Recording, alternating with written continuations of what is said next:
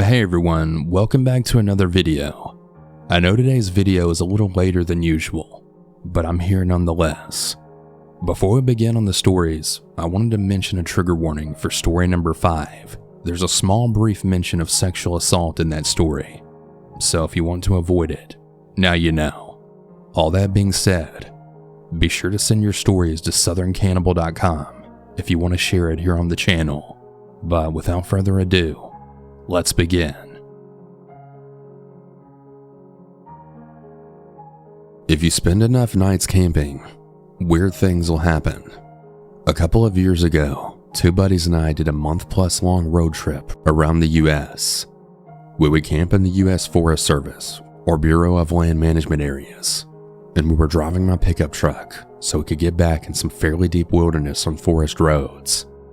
After about 15 nights on the road, we ended up in some BLM land near Black Canyon of the Gunnison National Park in Colorado.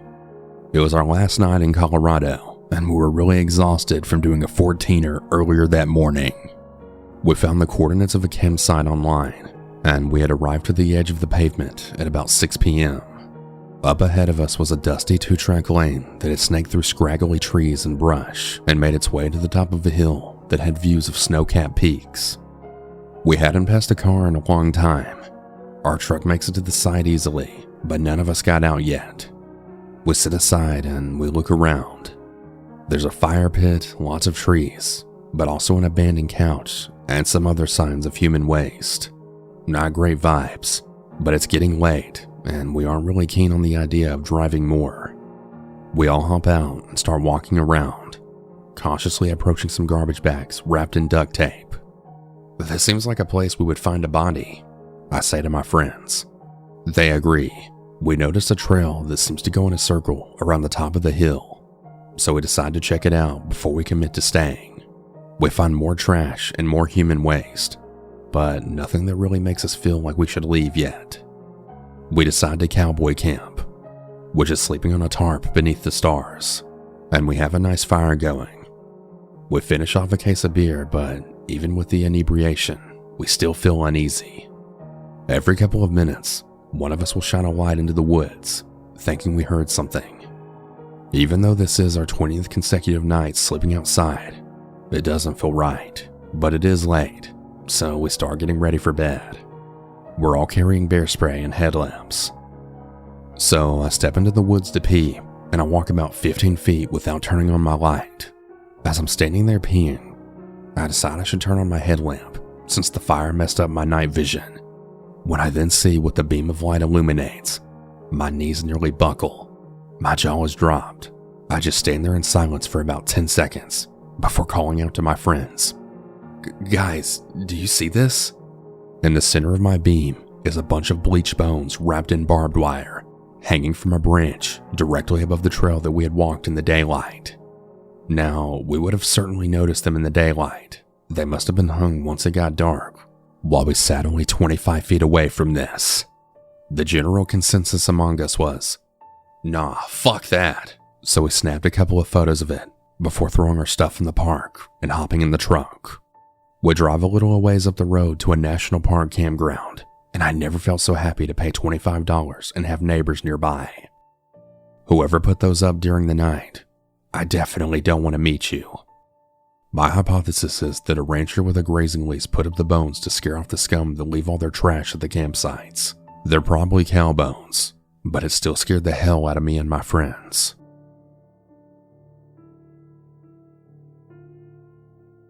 I wasn't really sure about sharing this story. It still gives me shivers every time I think about what happened.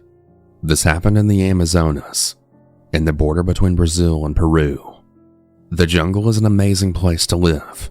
Everyone knew each other, and I had a big group of friends of different ages. The only horrible part of the Amazon is the existence of terrorist groups that try to control the region. I was 7 years old when this happened. Every kid in the village knew we had the freedom to go anywhere, just as long as it's not close to the terrorists, and we could never leave the village at night. My parents taught me since I was very little how to hide in case something like this happens, and to run if I see something will get dangerous. I remember all the adults of the village were celebrating something, I think it was an Amazonian party like Halloween. I remember my mother painting her face in a tribal way, and all of the children went together to a house to stay safe and have fun. The eldest girl was in charge. She was 17 years old, and as soon as all of our parents left, she just ignored us and left with her friends. Our closest group consisted of about 6 children. I was the youngest one, and we all listened to the most adventurous one, Leon, who was about 14. Whatever Leon said, we always followed because he was fun, always making challenges, and he knew how to take care of us. Yes, despite him being reckless, he was our friend. We loved him, and we knew he would never abandon us if something happened. After playing soccer and eating, the 6 of us had become bored. Carla, one of the 6, had the idea to dress up like our parents did, with tribal makeup and dresses. We agreed, and soon we all dressed up like the kids who lived in the village of the deepest regions of the Amazon. I remember us playing around until Leon said, and I quote, "Let's explore the Amazon and find a hidden treasure." We all cheered and agreed to leave. It was pretty easy to escape, since the girl who was supposed to take care of us had left us. Leon managed to find a lantern and a big boat enough for us 6, and we all agreed to sail. It was around midnight, but we didn't care. I want you all to imagine 6 kids dressed up on a boat, splashing water everywhere, and trying to find an imaginary treasure. No phones, no adults, just the jungle and us. It was life at its purest. Everything seemed to be perfect, and we then heard people calling, "Who's there?" And we saw a lighted boat approaching. Quickly, Leon dropped the lantern, and he instructed us to lay down on the boat's floor and stay very still. It was one of the scariest moments in my life. I remember very clearly how we were all with our bellies up against the floor, grabbing our hands and not even daring to breathe. But it was too late. "Stop hiding. I see you," a voice said as the guy illuminated our boat. We stood up and I saw about 4 men with guns pointing at us. They all just laughed and said, "It's a bunch of children." Leon put himself in front and he said we were in a hurry because our parents were expecting us home. The biggest guy, who had a red bandana on, laughed and said, "Little kids shouldn't be here alone at night.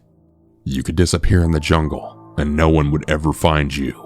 At this point, I was super scared and Carla started crying. "You can go.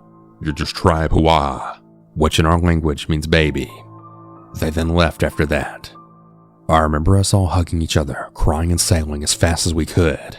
Once we got home, we entered the house and we closed all the doors and windows. We all slept together on the floor, but before we did that, we all agreed not to tell anyone in the village, not the elders, and certainly not our parents. Even now to this day, no one knows what happened that night. Years later, I'd finally understood why they let us go. They thought we were kids from the local tribe. We had no value to them. If they had known we were from the village I'm from, I probably wouldn't be typing this story.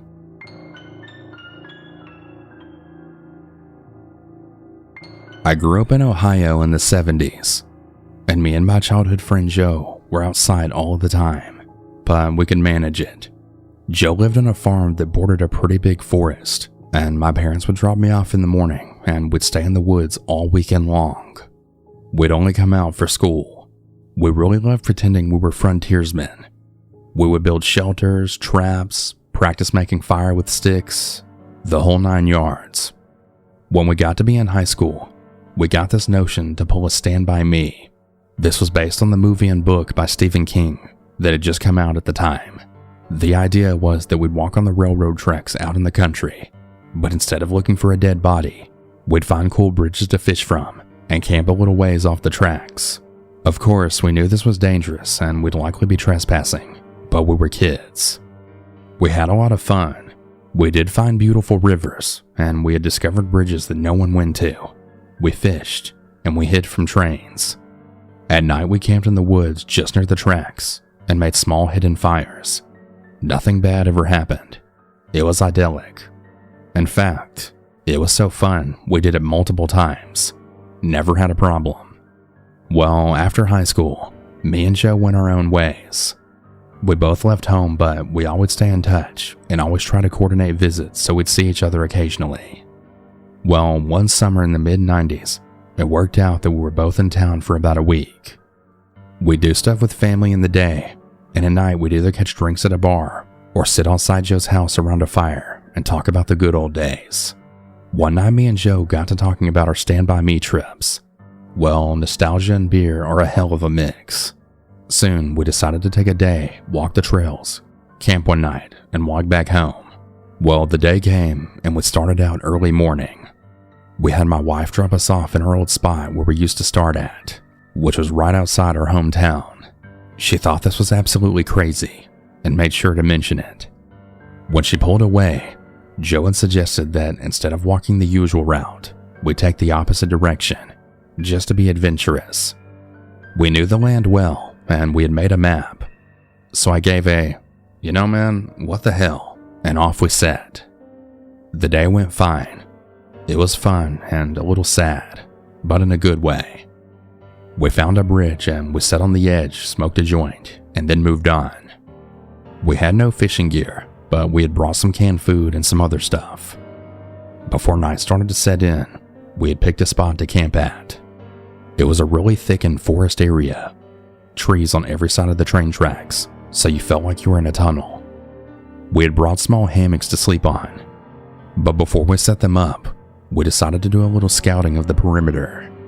Now, this is what we used to do in the old days too. We'd walk around the area a little bit just to make sure some dude's house wasn't just over a hill and we were actually camping in their yard or something. We'd walk maybe 100 or so feet into the woods and up a small incline. We figured if we didn't see anything from on top of this short hill, we'd be fine. But when we got to the top, we saw an old building down at the bottom, about 100 yards into the woods. It was barely visible. We had kind of pondered over what to do. We both just assumed it was a sugar shack or something, because there didn't appear to be a clear road into it. From where we were, there didn't look to be anyone in it either. All was quiet, no movement could be seen, and no lights. We decided to walk a little closer just to make sure. We came down the small hill very slowly, and as we neared the building we saw, it wasn't a sugar shack at all. It was an old church. It looked like it had been abandoned for years. It was a squat sagging building whose wooden planks were almost black from years of moss and rot. There was a cross that stood on the top of the place, also weathered black. None of the windows had glass, and there were no doors, just open doorways. We got close enough to see inside. There were rows of pews and a built-up section in front for a preacher to stand on. We didn't go all the way in. We didn't want to. Beyond all that, there was no sign of anyone else. No footprints, no paths, no roads, nothing. It was an abandoned church. We left immediately and we went back up the hill to our spot that we had picked to camp at. Having a hill between us and the church made us feel better, but we were still a little uneasy. We just chalked it up to the natural creepiness seeing a church in the middle of the woods would elicit. Besides, at this point it was dusk and we just decided to rig up our hammocks and then go to sleep and move on at early morning. Night set in, and as we laid in our hammocks and shot the shit, we began to hear something in the direction of the church. Our conversation about it went a little like this. "Do you hear that? What the fuck is that? It sounds like people singing." And it did sound just like singing. We both slid right out of our hammocks and hunkered down, straining to hear more. We listened for a minute or two, and the singing continued, but it wasn't getting louder. Finally, we decided to creep back up the hill and see if we could spy where the sound was coming from. We could still move very quietly in the woods from the old days. It was second nature to us. The moon was barely out, but it provided enough light so you wouldn't walk right into a tree. But it was near pitch black. We didn't use flashlights as we crept slowly up the hill, and we didn't talk. When we got up to the top, we had saw light in the distance. It was coming from the church, and the singing was coming from inside. Joe and I put our heads close together and had a hushed conversation that boiled down to, "Can you believe this shit?" The light looked to be candlelight from the way it flickered. Although we tried, we couldn't make out what was being sung. It sounded like church music, but in another language. We sat and watched for a while, trying to see who was in there, but we only really saw occasional shadows. We had no intention of getting closer either. We had about a football field length in between us, and we aimed to keep it that way. The singing continued for a bit, and then it stopped. After that, a booming male voice began to chant. Now, I was already freaked out, but this voice thoroughly scared the shit out of me. It sounded like some Old Testament preacher that you see in the movies. But again, it was like he was speaking in a totally different language because we couldn't understand a single word. It eventually got to where the single male voice would say something, and then a bunch of other voices would then answer in song. This lasted for a while, and then they all broke into this long sustained wail that just kept getting louder. It got so loud and so disturbing that I actually covered my ears. Then it stopped. At this point, I was just getting ready to say, "Dude, let's get the fuck out of here," when Joe put a hand on my shoulder and then hissed, "They're coming out." We were far enough away that we couldn't make them out really well, but what we could see was a line of figures walk out of the open doorway, all holding hands in a single file. We could see some of them had flashlights. They began to sing again, and then the light from the flashlights began to move towards us in the hill. We booked it back down to our campsite, grabbed all of our shit, and ran to the tracks. Once there, we ran down the tracks in the same direction we had come from. After a few minutes, we stopped and looked back, and we saw lights coming down the hill. They were moving erratically, like whoever was holding them was shaking them. We continued to run in spurts and walk as fast as we could. We eventually stopped seeing the lights, and we came to a road. By our map, we knew that a small town was about 15 minutes down from us, and we walked there. We got to a 24-hour gas station and called my wife to come get us. My wife and other friends all just thought it was kids messing around, but we heard those voices, and they sure as hell didn't sound like kids to me. Not sure who those people were, but it was absolutely the creepiest thing that had ever happened to me out in the woods.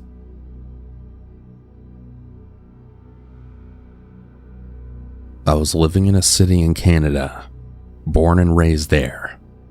I had to walk about a block and a half to my bus stop every morning, where on a typical day, my friends Casey and Emily would be. On occasion, we would get the guys that would miss their bus and walk to our bus stop instead, since it was closest to the school and the last bus stop of the morning. One of the guys that would show up on occasion was a guy named Ron, and sometimes his friend Tim. Ron took a liking to me, and he immediately started showing up to my stop every day. I didn't have a very long walk home from the bus stop, but I had started to feel really uncomfortable. I changed it up and I started walking home from school instead. The problem with this, though, was the most direct route led straight through the woods. Seniors used to go into them and party a lot, which you could tell by the large amount of beer bottles and all the beer cans all over the forest. One day while walking through the woods, I hear twigs snapping behind me. I thought it was a deer at first, and I kept going. The snapping continued and got closer. I looked back, and the twig stopped snapping, and no one was there. I started running instead. I eventually made it home, and I locked my front door. I kept my parents in the loop of the entirety of this ordeal, by the way, so they were quite aware of what was going on. The next day, I decided to take the bus again. Ron shows up at my stop again, and I try to ignore him. He gets on the bus and sits directly behind me. I finally just snapped, and I yelled at him, "Look, Ron, I have a fucking boyfriend. Please leave me alone." He asks what his name is, and I lie. The first name I could think of was Paul. Unfortunately, there happened to be a Paul at my bus stop. It was someone I didn't even know or had ever even talked to before. I came home and everything seemed fine. Well, the next morning, I start walking to the bus stop, and I see Ron and Tim there, now cornering Paul with a hunting knife. I started to run, but Ron caught up to me, holding me down and putting the knife against my throat. I must have had angels looking out for me, because the bus rounded the corner as soon as he did that. He let me up and started walking back to the bus stop. I ran for my house again, except this time I was successful. I immediately told my mom, and she called the police. They took a statement from Paul at school and me at my house. They searched both the lockers of Ron and Tim, and both of them were expelled. My mom insisted that I spend a year in the US with my aunt, which I did. But I still feel really uncomfortable walking anywhere by myself to this day.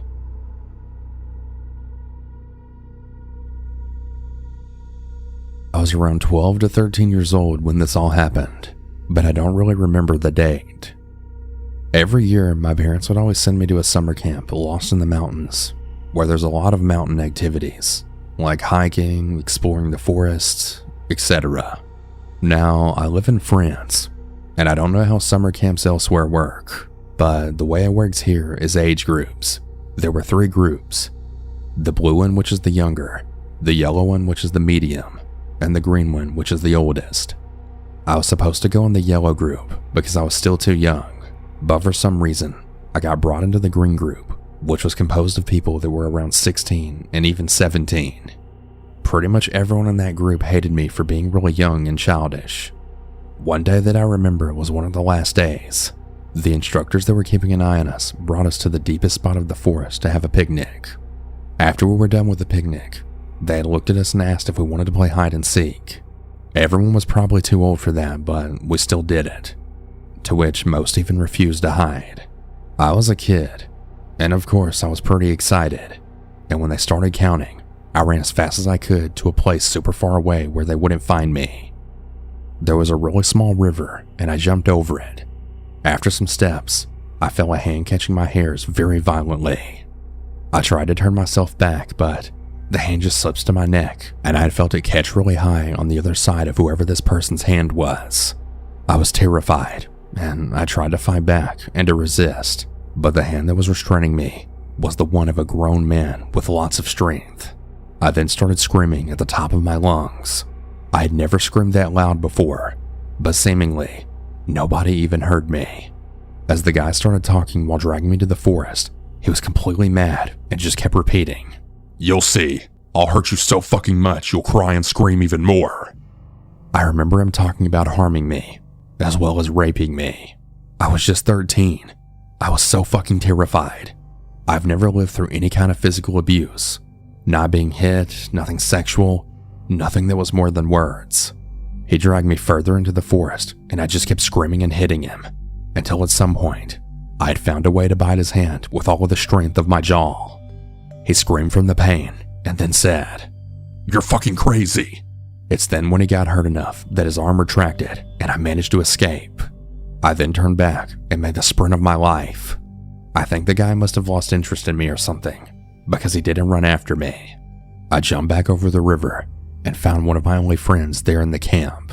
I just kept running though, and I'm honestly not even sure if she saw the thing that happened or if she just ignored it. I went to the camp leaders, but I was way too terrified to do anything, or even tell them about it, so I didn't. I don't know if it was someone from the camp or a total stranger. I didn't even see his head, his skin, or the clothes he was wearing. Nothing. I was just way too terrified to even pay attention to that stuff. The same night this all happened, I called my parents, but they weren't able to come get me right away. I had to just go back home in a bus like everyone else. What terrified me the most was the guy could be one of the people in the same group as me. He could have just hit me in my sleep and dragged me somewhere. I mean, he's most likely not, but I guess it is a possibility. So yeah, I don't know who that guy was, and I never want to know more.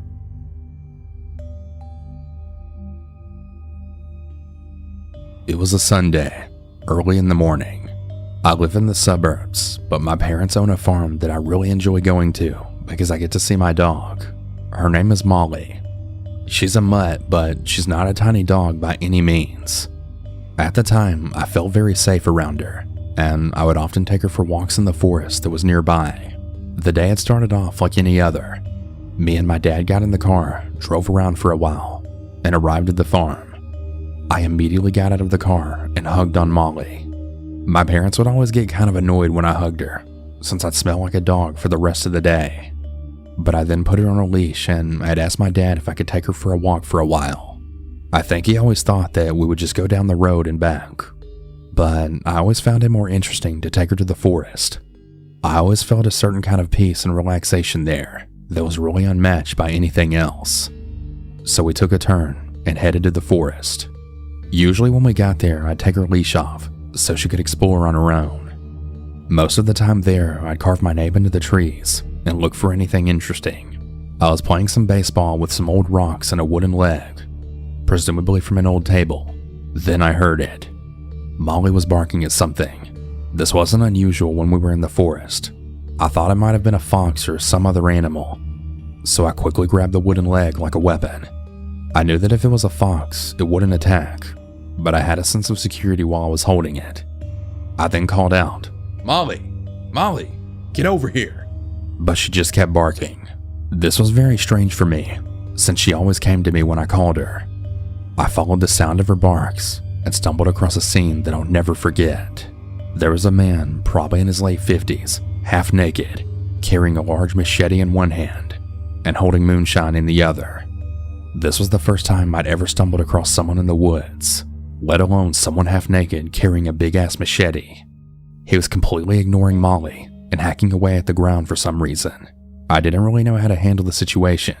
Even now, I have no idea how I would handle it. "Sir, are you okay?" I asked in confusion. I don't think I understood the seriousness of the situation at the time. The man turned around, revealing his face. He had some of the clearest blue eyes that I've ever seen to this day. I could see them so well because they were wide open. "Come here, boy. Why don't you take a look at what I've dug up?" I was really afraid that if I didn't listen to him, he would start chasing after me, and that was something I wanted to avoid at all costs. I got closer, but kept a good distance. I didn't really see anything except for an empty hole. He returned hitting the ground with the machete, occasionally taking sips from the bottle. I used this window of time to get my dog and started walking away really slowly, as to not notify him that I was leaving. But then I took one final glance at the man. His head was dug deep into the hole. I was intrigued, so I kept looking. I know, stupid of me. He finally got up from the ground, and I was absolutely shocked when I saw him carrying a bone in his mouth. I have no idea what animal it belonged to, if it even did belong to an animal. I had seen enough at this point and started sprinting with my dog. As we ran, I had heard him laughing, and I then saw something flying from the corner of my eye. It was that damn machete.